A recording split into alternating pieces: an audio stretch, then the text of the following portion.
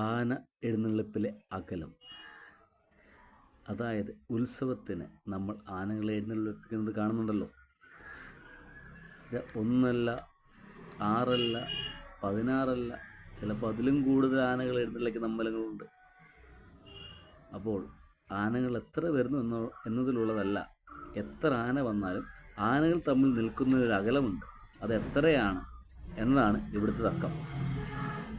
ആനകൾ തമ്മിൽ അകലം, അതായത് എത്ര അകലത്തിൽ ആനകൾ നിൽക്കണം എന്നുള്ളതിൻ്റെ പൊതുവായ നിർദ്ദേശം നൽകാനാകില്ലെന്ന് സർക്കാർ പറയും.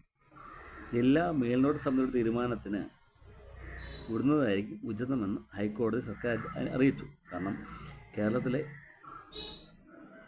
എല്ലാ ജില്ലകളിലും കൂടെ ഒന്നിച്ചൊന്നും പറയാൻ പറ്റത്തില്ല. അതാ ജില്ലകളിൽ മേൽനോട്ട സമിതിയിൽ തീരുമാനിക്കട്ടെ എന്നാണ് പറഞ്ഞിരിക്കുന്നത്. ആനകൾ